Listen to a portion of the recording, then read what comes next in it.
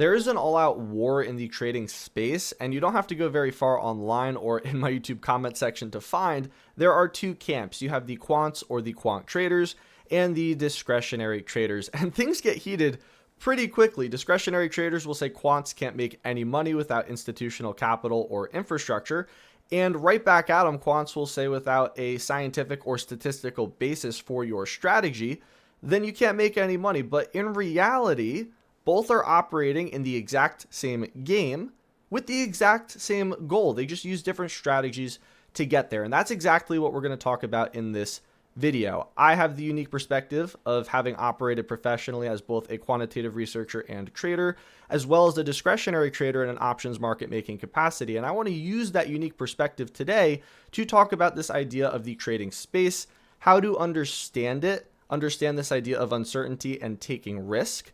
Then I want to talk about how I operate as a discretionary trader and a quantitative trader and why I'm not worried about sharing that edge with you. Regardless of the type of trader that you are, your edge will certainly change over time. The only thing that I know for certain that does not change over time is your access to a Jupyter Notebook with a new Quant Guild video. This Jupyter Notebook will be linked in the description below. I will also post it to the Quant Guild library on GitHub, where you can find all of my Jupyter Notebooks and associated YouTube videos, along with all of the source code for my quant builds. At the top of this Jupyter Notebook, you'll notice some related Quant Guild videos applying probability and statistics to finance and trading. This idea of time series analysis, retail versus institutional trading, trading versus investing, why trading metrics are misleading. They are necessary, not sufficient when evaluating some sort of trading strategy.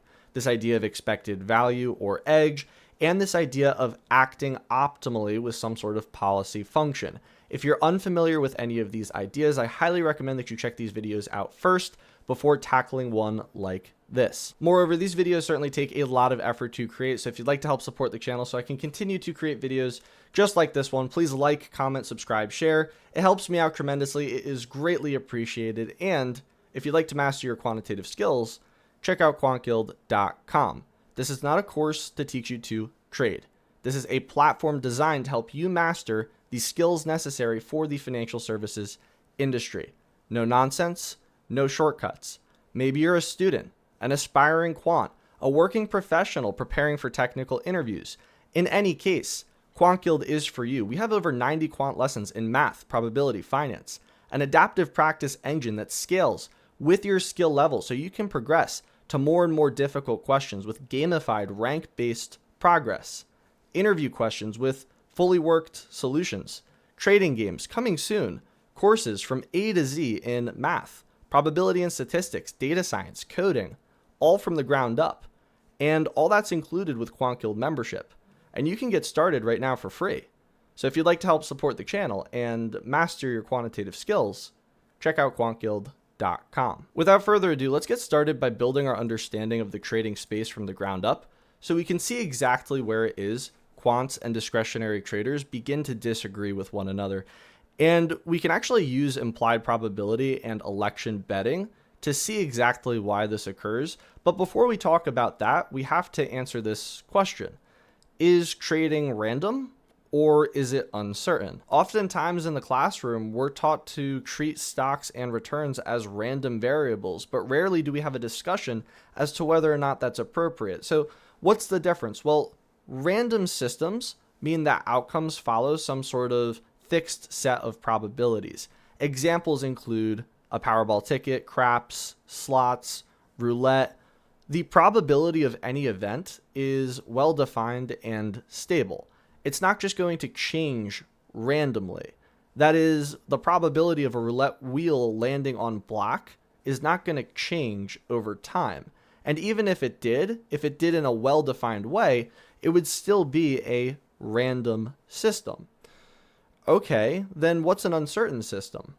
Well, an uncertain system is going to combine deterministic components and dynamic random components. That means that the randomness in the uncertain system doesn't follow some sort of fixed set of probabilities. It's a very important distinction. Some examples include poker, event betting, election betting, and trading. Now, in either case, whether we're dealing with a random system or an uncertain system, we don't know what the outcome of any one event will be. We can never perfectly predict what that one event will realize. Since we don't know what the outcome of any one spin of the roulette wheel, one hand of poker, or one trade is going to be, we need some sort of measure to assess our ability to generate wealth in that system. And typically this is referred to as our edge, or our expected value, or our EV. And if we operate in that system and we have positive EV, we can accumulate wealth. If we operate with negative EV, then we are going to lose wealth. And that's exactly what you see here in this animation. On the right, we're operating in either one of these systems. It could be random or uncertain. And we're operating with negative EV here. So you can see our wealth path continues to lose money over time versus what? When we act with positive EV, we continue to accumulate wealth over time. So even though the outcome of any one event in either of these systems is completely unknown, our objective here is to what? Operate with positive expected value. This means as we continue to interact with that system, we're going to be able to accumulate wealth. Some important considerations about edge. Firstly, if you're interested in the study of stochastic processes, I'm not making a comment on ergodicity. I have a video dedicated to this topic of optimal bet sizing, additive versus multiplicative bets, ergodic versus non-ergodic wealth paths. If you're interested in that video, I'll leave a link to it in the description below. Moreover, if we're assessing our edge, we need to figure out if it's positive or negative. So how do we actually compute it? Well, the formula is right here. We can just use the law of total expectation. To compute our edge, or our expected value, all we have to do is find the probability that we win, the probability that we lose, and scale that by the average winner versus our average loser, and we'll get our edge. If it's positive, we will be operating as this green chart here. If it's negative, we'll be operating as this red chart here. But what did I just say above? Okay, well, in a random system, those probabilities are fixed, right? That makes computing this very easy. What about an uncertain system? That makes computing this very difficult. These probabilities are not fixed in an uncertain system. Your edge is far more dynamic, and that's what makes this a very difficult problem to actually assess whether or not you are acting with positive EV or negative EV. This is a major source of confusion for both students and folks who are first getting involved in the trading space. Just because we can act with negative EV suboptimally, it does not reduce the entire space to gambling. We've all heard that, right? Trading is just gambling. But it's not. There's a difference between a random system and an uncertain system. Now, they're quite similar, and the main similarity is that the outcome of any one event is unknown. But the major difference is our choices in some sort of uncertain system are going to dictate our expected value and the trajectory of our wealth path. We don't get to choose which wealth path we walk. I've simulated a whole bunch here, but the expected value dictates our trajectory, whether or not we are accumulating wealth or losing it. That is the biggest difference between a random system and some sort of game of chance and an uncertain system and a game of incomplete information. We're going to look at two intuitive examples here. We're going to look at American Roulette as an example of a random system. Then we're going to look at election betting as an example of an uncertain system. And we're going to be able to see where both quants and discretionary traders are going to agree and then disagree. American Roulette is a random system. That means that the probabilities and the payouts are well defined, they're stable, and they don't change over time. We're not just going to randomly have blue as an outcome. What does that mean? That means that I can take the formula I showed you above and plug in all of the probabilities and payouts. If I do that from the perspective of the player, I get the player's edge. Every spin of the wheel for the player has an edge of negative 5.26%. What does that mean? Well, I've plotted here the probabilities of each event, green, red, and black, and I'm going to play you an animation of the player wealth path. What you can see here is no matter what the player does eventually he's going to lose all of his money. He's going to go bankrupt. So you can see, it doesn't matter what he bets on. The wheel is going to continue to realize different outcomes, green, red, black, whatever it is. It doesn't matter. There's nothing the player can do to act optimally. He's always going to have this negative fixed edge if he continues to play the game of American roulette. This is precisely what it means to engage with a random system. This edge does not change no matter what the player does. At this point, quants and discretionary traders agree. This is a random system. There is a fixed negative edge against the player, and there is no optimal action beyond martingaling roulette to take to ensure we have positive expected value. The only optimal decision to make is to not play the game. But how do we know this? Why do we know that this edge is negative and fixed? In other words, why do we know the trajectory of the player wealth path is always negative?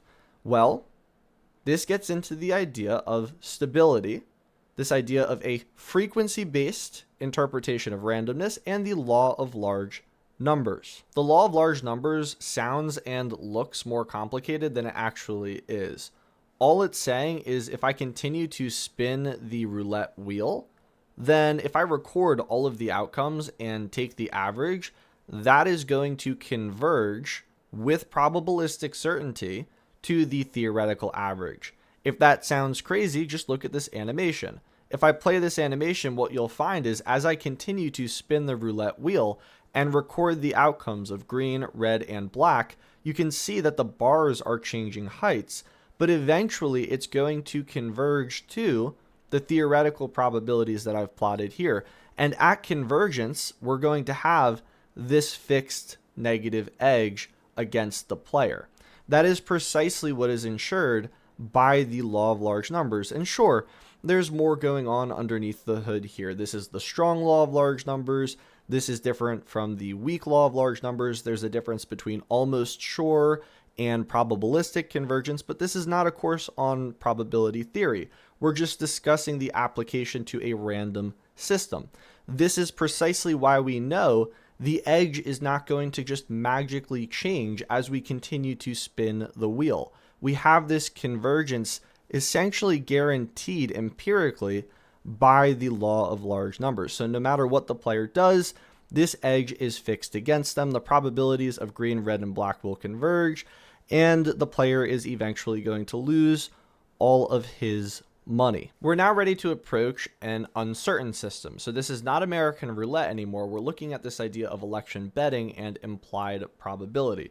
This is where everything goes out the window. What I'm going to do here is I am going to essentially take a look at an election. We have two candidates. We have a Democratic candidate and a Republican candidate. And at this yellow vertical line, the election is going to take place and one of them is going to get elected. I am going to plot the probability implied by the market of either candidate winning. What's happening here is we're actually backing out based on the market odds the probability that's implied. And this should be an indicator, right, of who's going to win. The money isn't going to be biased in any one way, right?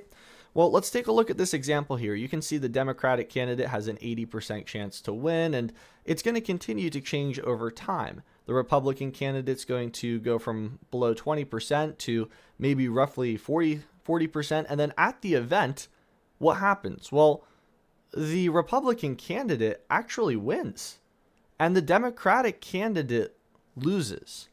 So what does this mean for our probabilities? Well, unlike above, when we looked at the law of large numbers, we saw this theoretical convergence. The probabilities are well-defined and stable. If I continue to spin the roulette wheel and I record all the outcomes, I will find that the empirical probabilities, that is the data that I record, will converge to the theoretical ones. But this is not true with something like an election. This is based solely on the market and what the market is pricing the event at. We can't replay this election 1,000 times to observe if the Democratic candidate really had roughly what? an 80% chance of winning, we can't just replay this election 1,000 times and see, oh, they won roughly 800 out of the 1,000. No, it occurs one time. And this is where things start to get really tricky, because these are not really probabilities in the frequentist sense. By frequentist, I mean, in the context of this random system, we have these probabilities that don't change, right? But now when we look at something like election betting, these probabilities are a little more arbitrary. They are reflecting a belief, not a frequency. And this is where things start to get a little crazy in the context of quant and discretionary trading. Effectively, this is where quants and discretionary traders are going to begin to disagree with one another as to how to approach this system in terms of generating profit. So let's talk about generating profit first. How can we profit from some sort of, implied probability? Well, if we believe either systematically or based on our experience that probability is over or understated, we can make a bet in either direction. And if we're right on average, we will accumulate wealth. What I have here is an example of this. Here I'm saying that, okay, well, based on my experience, Democrats tend to have a systematically inflated probability of winning. So I'm going to bet on the Republican candidate. And what happens here? Well, the market is implying 80-20, but I'm suggesting that the actual is 70-30. And if I'm right, and I go out and I bet on a ton of elections, and this ends up being the case, this is going to be my wealth path. In other words, I'm acting with positive expected value, and I'll be able to accumulate that wealth.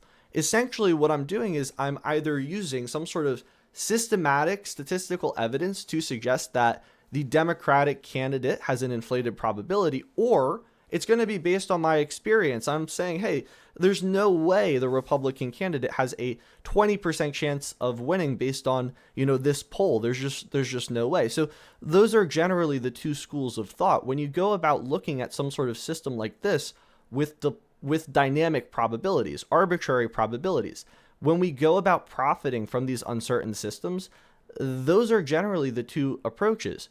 And this is where quants and discretionary traders begin to disagree with one another. Quants are going to take a more scientific approach, looking for some sort of structural or statistical mispricing and aim to profit from that in a forward-looking sense, versus a discretionary trader who is going to try to do the same, but with their experience.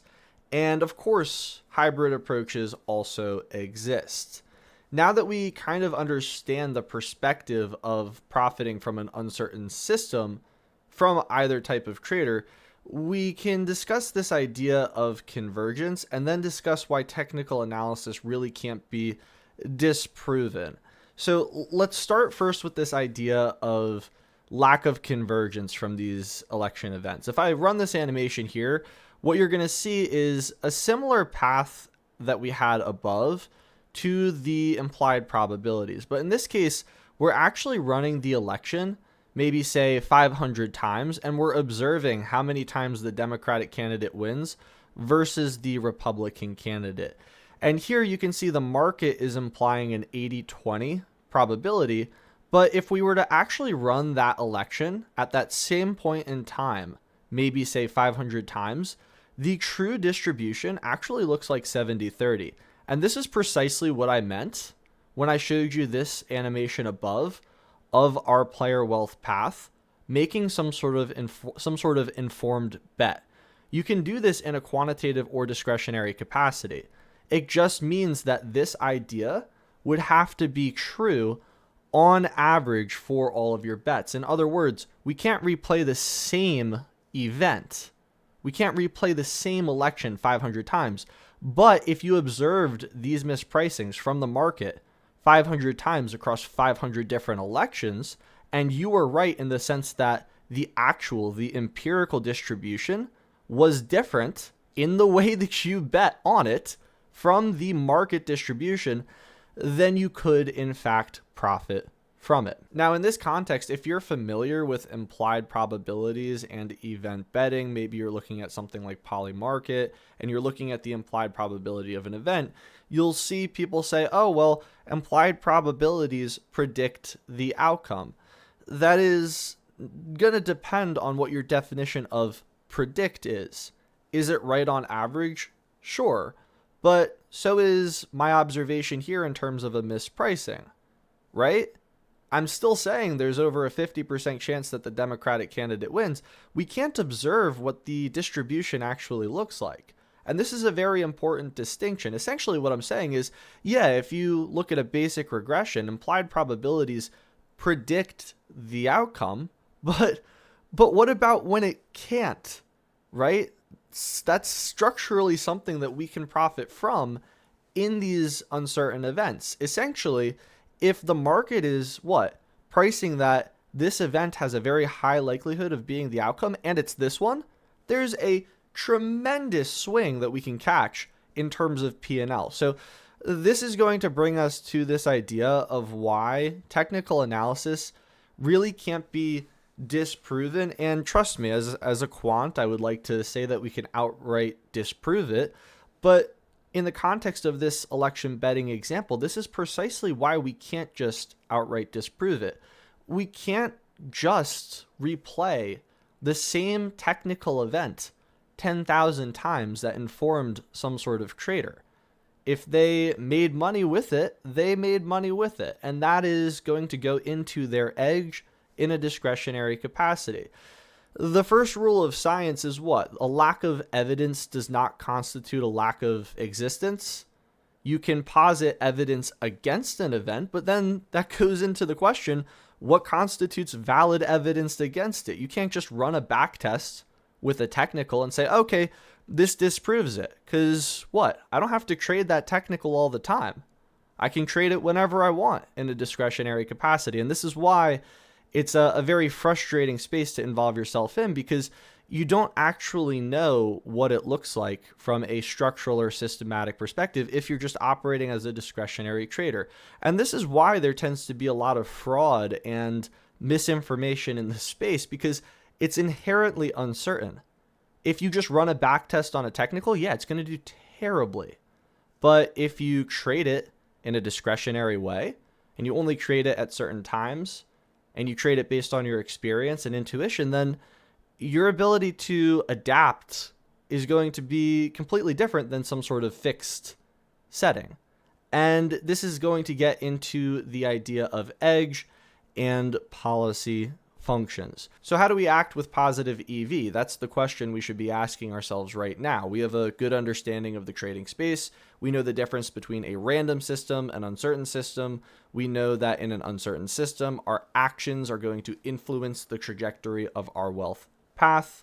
And our objective is to maximize our wealth path trajectory. So how do we do this? Well, in the context of trading, we are assuming a risk anytime we go out and engage in some sort of trade. Doesn't matter who you are. You could be a news outlet, a politician, broker, a prediction market, day trading guru. Nobody knows what the outcome of any one event will be. This is an important idea, and we know this in the context of both random and uncertain systems. But the reason why this is important is because it gets at the goal of every trader. It's not just about maximizing expected value. It's also about minimizing risk. And I have a great animation here to show you exactly what this looks like. If I run this for you here, you're going to see a whole bunch of different wealth paths. I have some where risk is very high and some where risk is very low. On the diagonal, risk is low. On the off diagonal, risk is very high. If I told you to pick a chart and I'm going to pick a sample path at random for you to walk, which chart would you prefer? Well, I certainly would prefer this one, because if you pick a sample path at random, check it out. The risk is very low. Everything is very tightly compact to the theoretical expected value line, and everything has positive EV.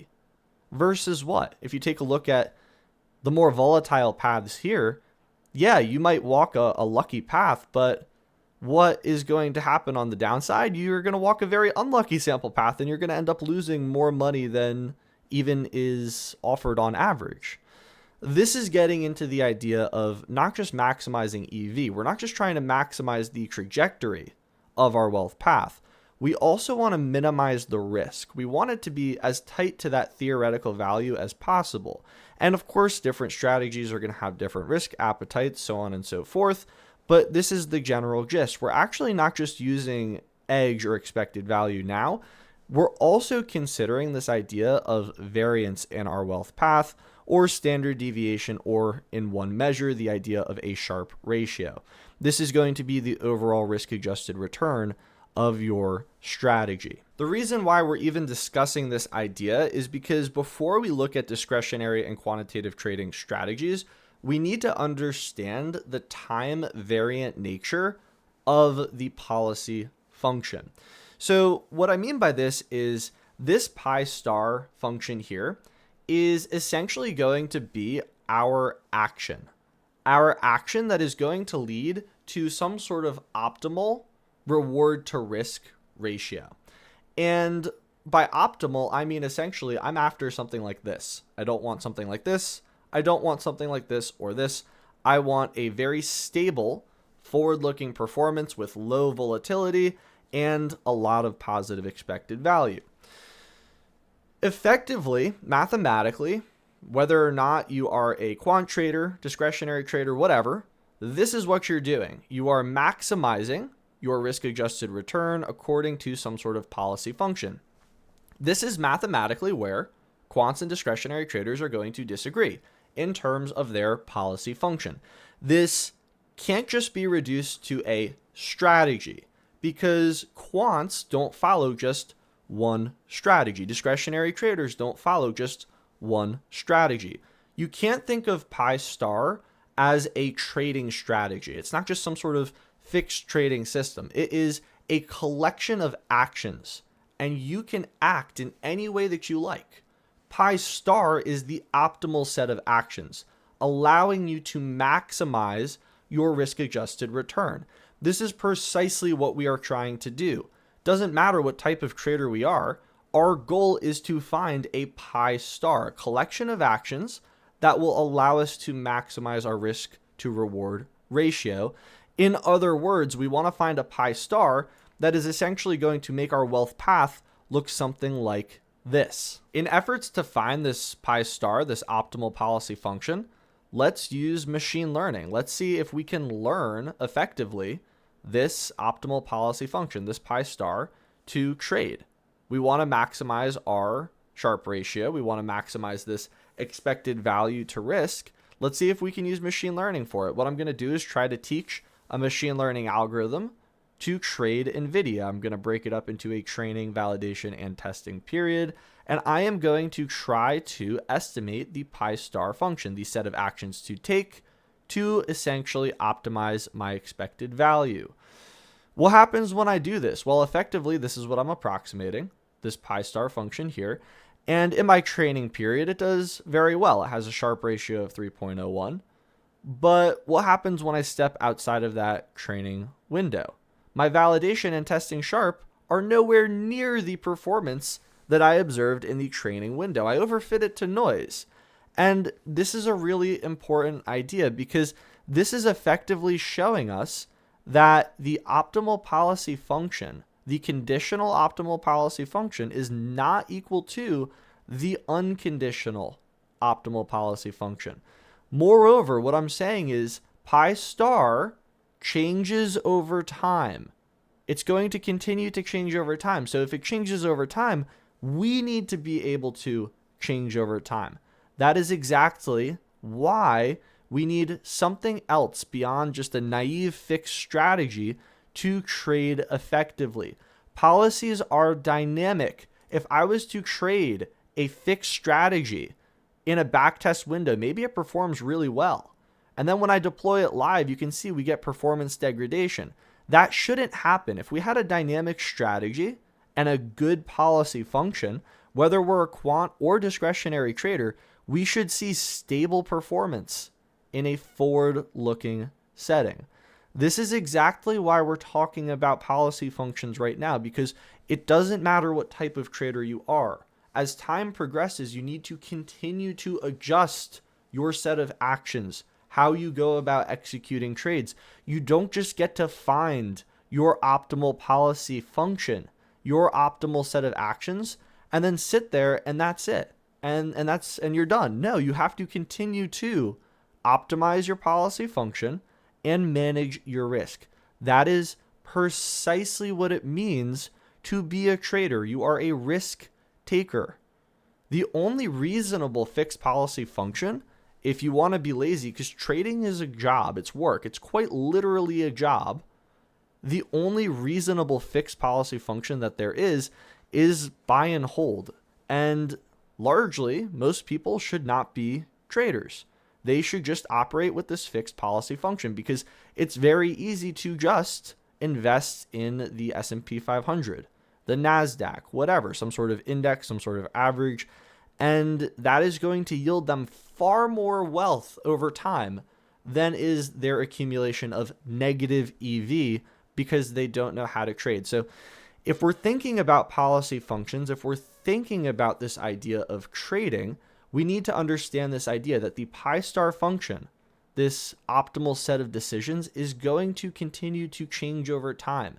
If we're not prepared to trade in that way, we're not prepared to act dynamically, again, regardless of the type of trader that we are, then we can't make optimal decisions in this space in the face of uncertainty as a risk taker. That is an absolutely critical idea. So this is kind of confusing, right? Our pi star function, our optimal policy, is going to change over time. How do we visualize this? How do we interpret it? Well, I have a chart here to help us do that. This is an abstraction, but it helps us understand why we have to continue to update our policy function. So on the y-axis, I have the expected value of our wealth path.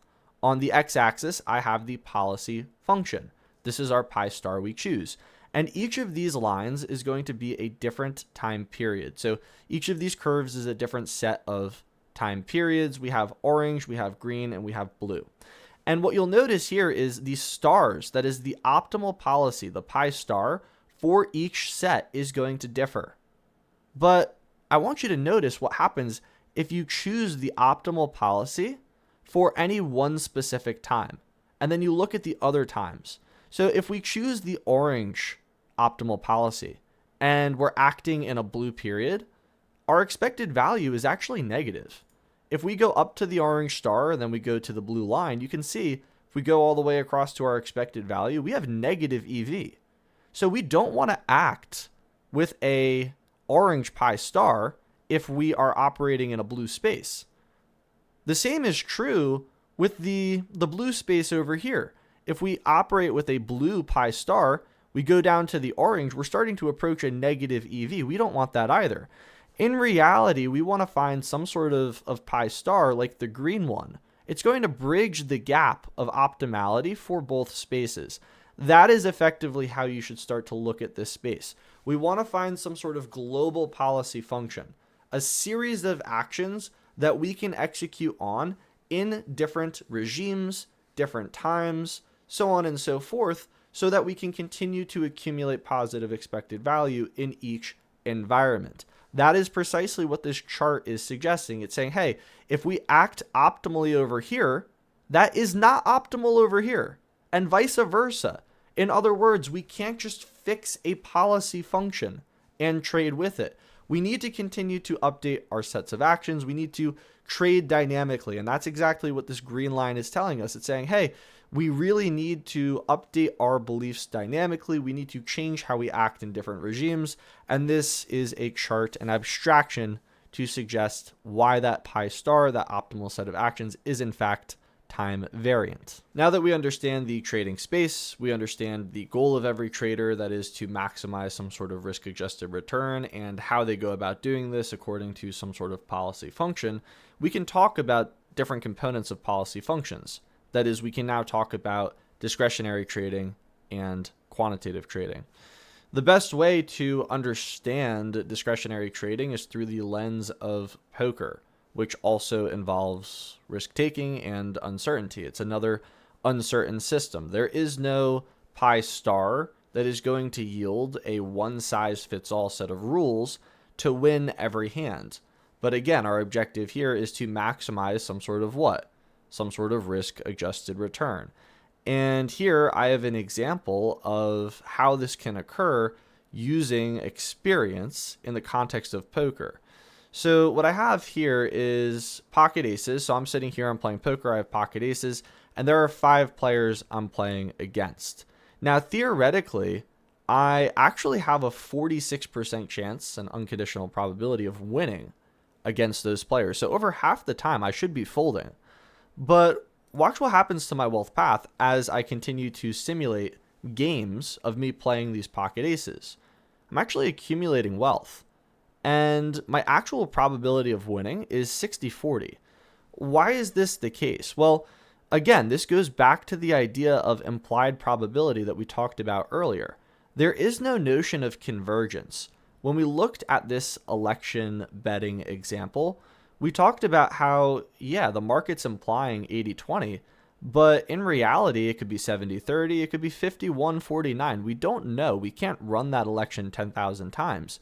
And I can't necessarily play the same hand against 5 players 10,000 times, but the exact same logic is true if I'm doing this on average and I'm making informed decisions in the face of uncertainty and I'm forcing other people to fold when I actually should be folding myself, then I can actually accumulate that edge over time. And that is precisely what this looks like. Instead of 46-54, I actually have 60-40. And that is going to be based on my policy function.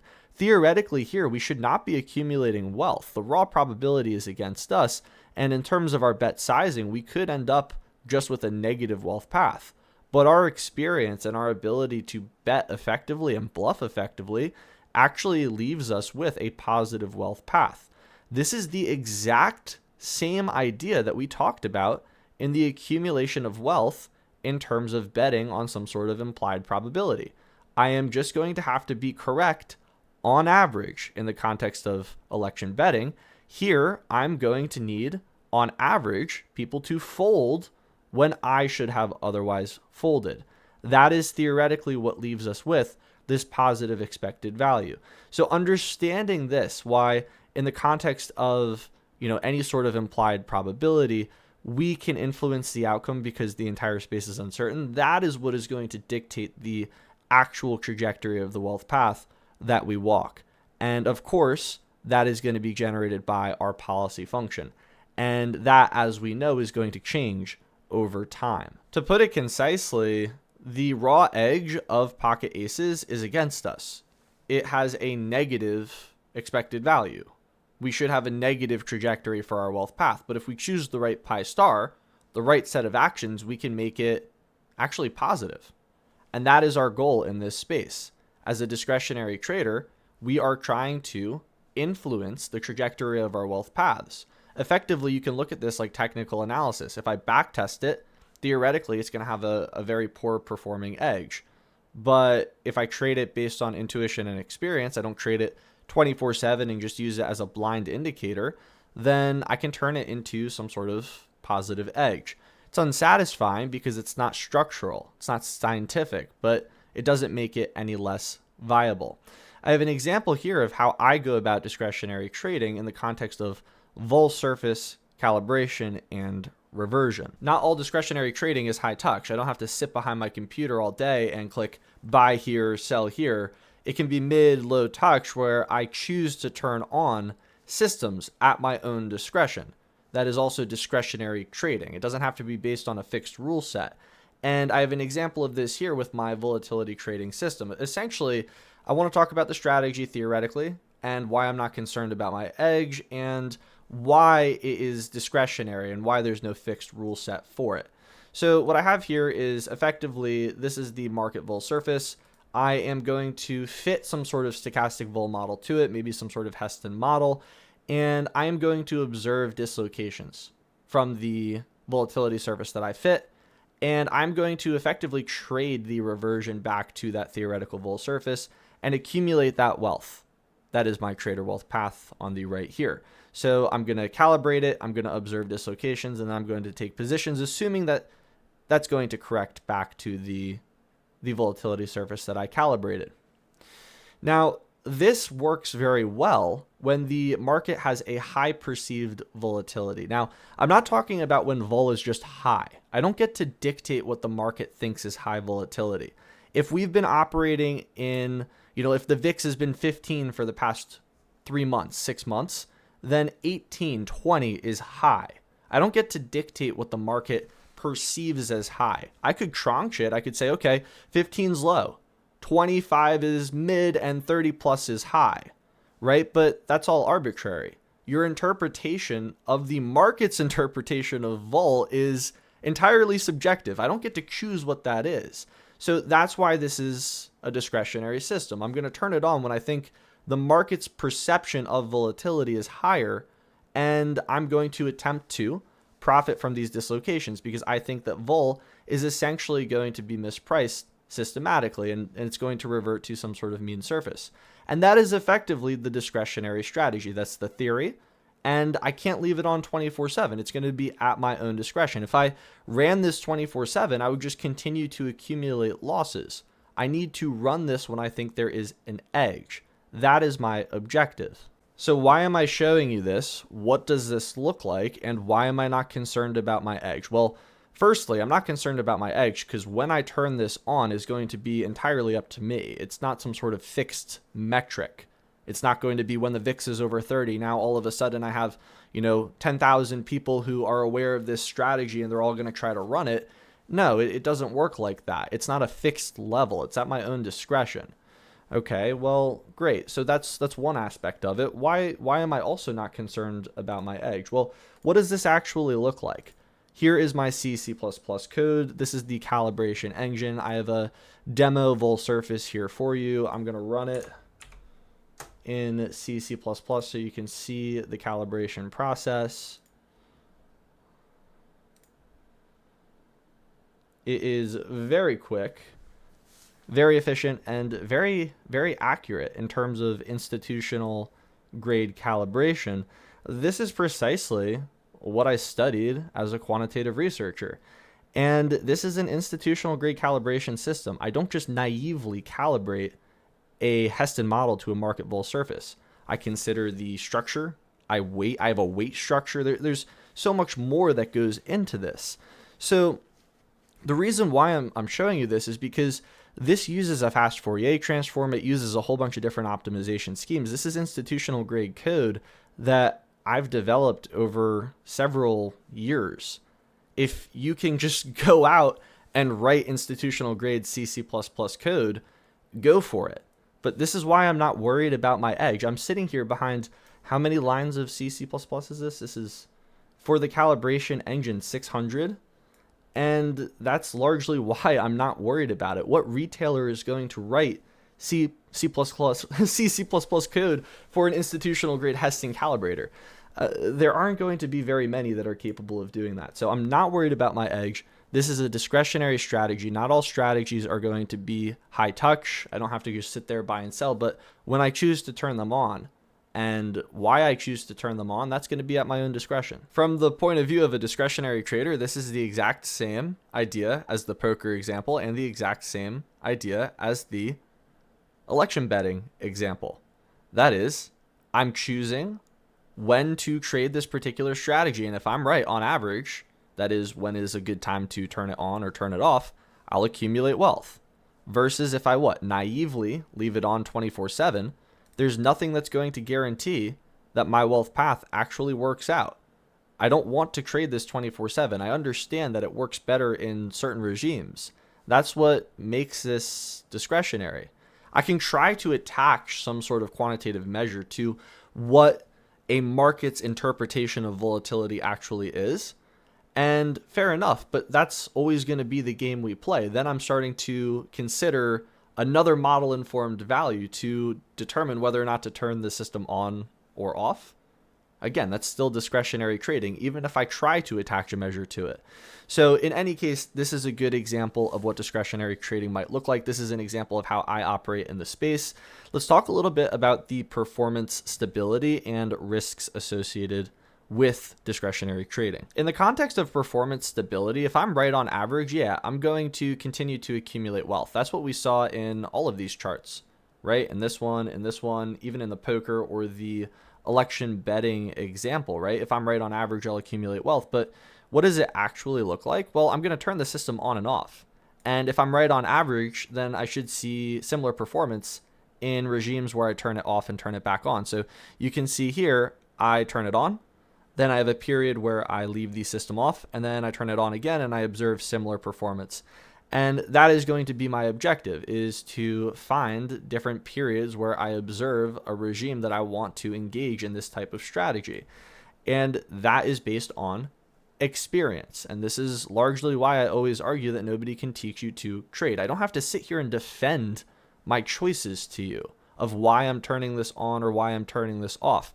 If I was playing poker, I don't have to defend why I called or raised. I'm a risk taker. I'm willing to accept the risks for the possible return. That is literally how this space functions. And I don't have to answer to anyone. I can choose when I want to turn this off and when I turn this, on. It's going to be entirely up to me. But of course, with this type of trading, there are significant risks. You have behavioral risk, right? What if I think I'm right and I start to observe a pretty nasty drawdown? So, if we look at this wealth path up here, maybe I turn it on and then I start to observe a drawdown, but I leave it on, right? Because I think I'm right. No, I really should be updating my interpretation of the regime, and I should turn it back off once I start to observe this drawdown, because that's not the performance that I should be observing, right? So that's a component of it, right? There's this behavioral component. There's, an experience component. There's some sort of fatigue, position, liquidity. There's all of these different risks that are associated with this type of trading. But those are risks that you have to accept if you are going to pursue some sort of return. And yeah, of course, there's the emotional component to losses and this or that. But again, we're not just trading one strategy. You shouldn't be trading just one strategy. You should have a series of strategies, and you should be trading all of them in efforts of positive expected value, maximizing your risk-adjusted return. That is the objective here. So the justification for stability and a forward-looking capacity is based on your experience. It's based on your ability to continue to identify reasonable regimes to trade a strategy in. That's what it means to be an experienced discretionary trader. And of course, with that, you manage the associated risks appropriately. So that is discretionary trading. You can operate in a low, mid, or high touch capacity. Your strategies will vary at different times. And that is effectively what we observed earlier with the different pi star functions. That is, your pi star function is going to want to be time variant. Your optimal set of actions is going to change as you continue to experience your environment. So if that's discretionary trading, then what is quantitative trading? Well, quantitative trading is fundamentally different because we are looking for fixed statistical mispricings. And there's a lot of different types of quant trading, but I want to focus on this idea of alternative data because that's where I specialized. So in the context of quant research, quant trading, I was looking at using large alternative data sets to produce alpha. And I largely worked with sentiment. So I worked with text data, different types of news, social data to produce these signals. And what does this actually look like? Well, there is plenty of evidence in the finance literature publicly about text being able to produce cross-sectional return predictability. And this is all open source. You can go read the papers. You can read Lager McDonald. You can read Tetlock. You can read Antweiler and Frank. I mean, you can just go out on Google Scholar and read them right now. I don't know how many people do that. But yeah, there's well-documented evidence that text data can actually produce return predictability that is not reversed. It is a permanent impact on the price, at least for the sample periods that were observed in those articles. So in this space, right, what are we doing? We're actually trying to come up with some sort of cross-sectional trading strategy. So we're not just trading one instrument. We're not just looking at the volatility surface of of one particular underlying. No, we're actually looking at a cross-section of equities. And if you're actually curious about how this works in the quant data science view, you can take a look at my seminar. I did a seminar with UCSD's Triton Quantitative Trading, and I talk about in depth how this process actually works. I'll leave a link to the seminar in the description below, so if you'd like to check it out, I highly encourage you to do so. But what we're doing is we're coming up with some sort of signal, and we're observing returns in the cross-section, and we're grouping them by decile or quantile. And essentially, we're going to form a market-neutral portfolio. We're going to go long the top bucket of the signal and short the bottom bucket of the signal. So when I do this at 9:20 a.m., what I'm going to have is I'm going to have a set of firms to go long and a set of firms to go short. And yeah, I'm going to have to consider things like turnover, transaction costs, so on and so forth. But this is how the strategy functions. There's no discretionary component to it. The discretionary component is in the research process. As a data scientist, how am I coming up with my aggregate vol feature? How am I producing a sentiment score for the text?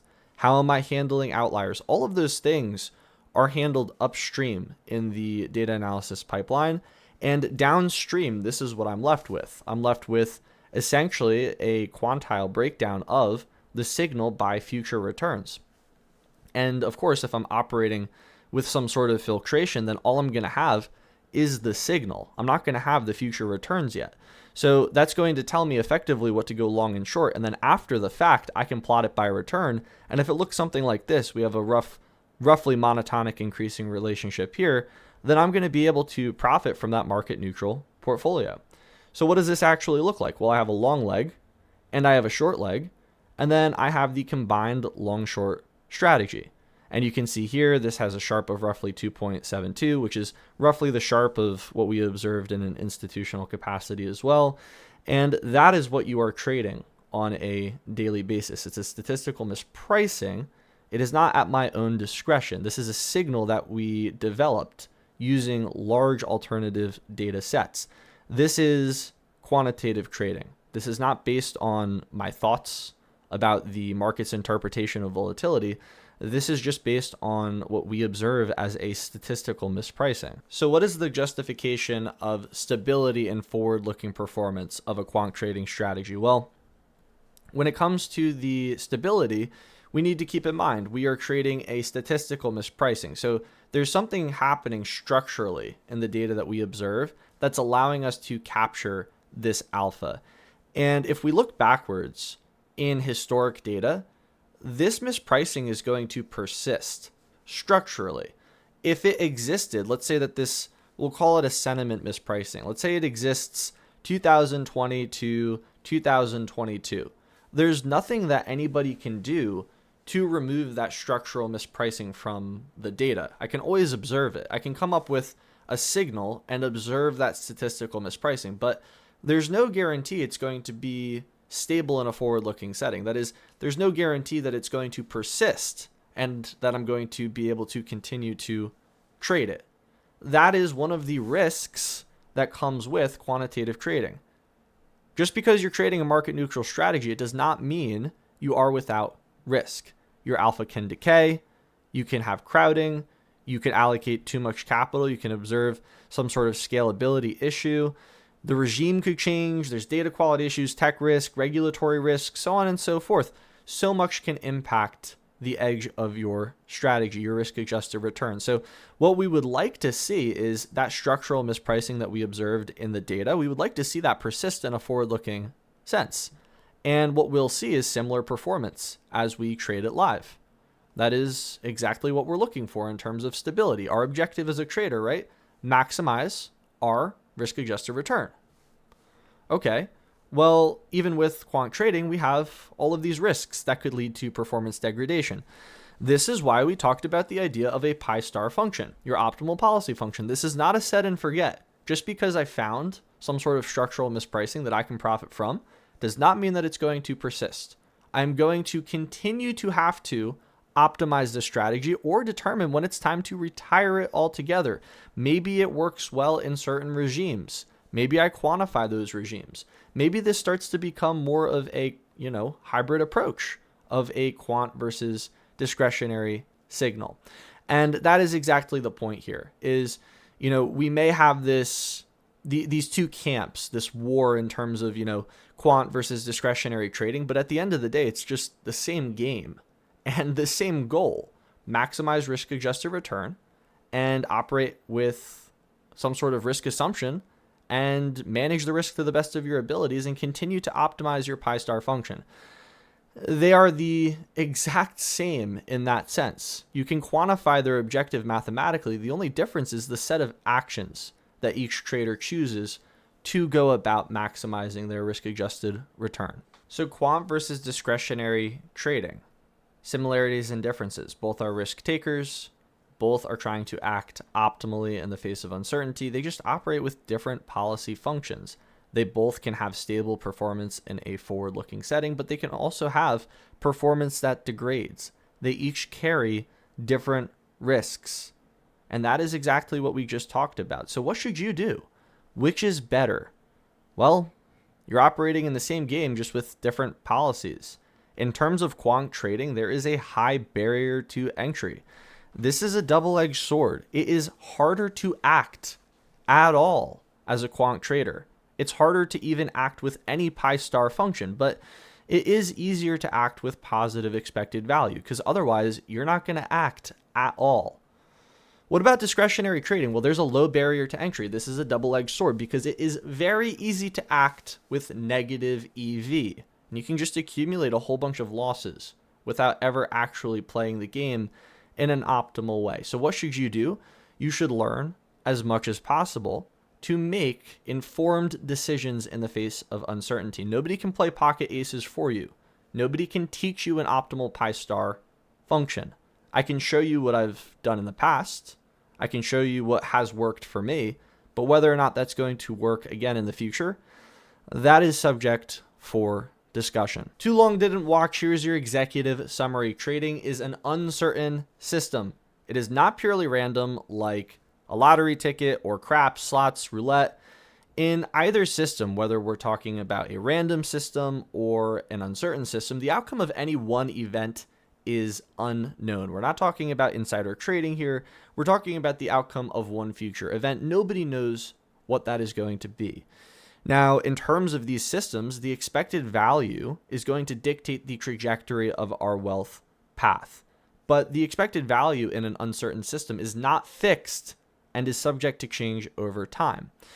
We see that a trader's policy function, that is the set of actions that they can choose, is going to dictate how they can directly influence the trajectory of their wealth path in terms of EV or edge. Now, when it comes to quants and discretionary traders, they are effectively playing the same game with the exact same goal.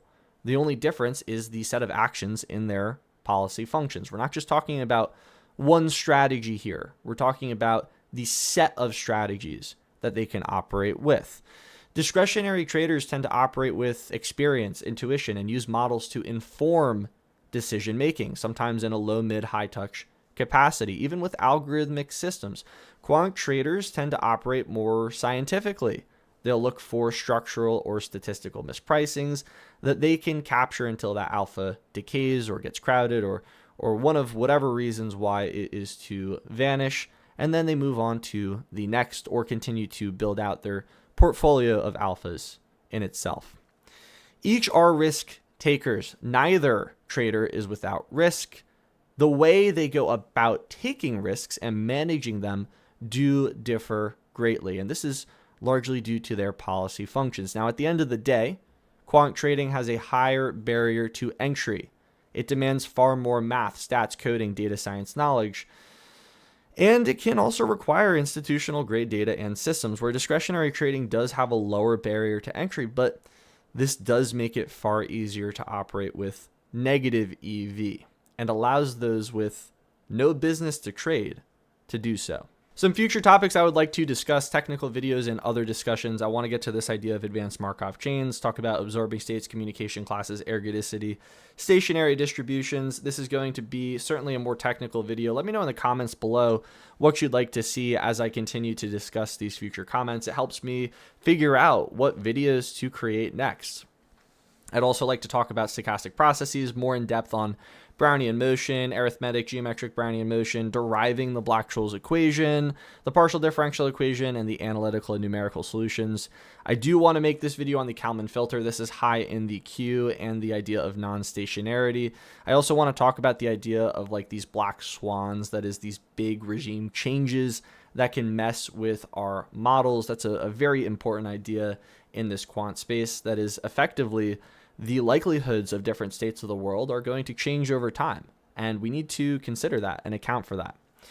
I also want to talk about this idea of if the market is in fact random. We kind of teased that a little bit in the start of this video. I want to get into maybe a little bit more depth on that idea. I also want to talk about popular quant models. I also want to talk about maybe buy side versus sell side. That starts to get a little more qualitative, but it's going to be largely based on your guys' interests. So let me know in the comments below what you'd like to see next. And, don't worry, I haven't forgotten about these quant builds. They are certainly on the docket as well. We still got to build that earnings event options trading dashboard. That is going to be an awesome project. I also want to build out this live Kalman filter model with regime dynamics. We covered Markov chains. We covered hidden Markov models. The Kalman filter is on deck. And once we've covered all that, we can go about building a live system to deploy those models. And we can even deploy that in an automated delta neutral trading system, which I think would be a very cool project. So let me know below what you'd like to see next. I am very excited for these future topics.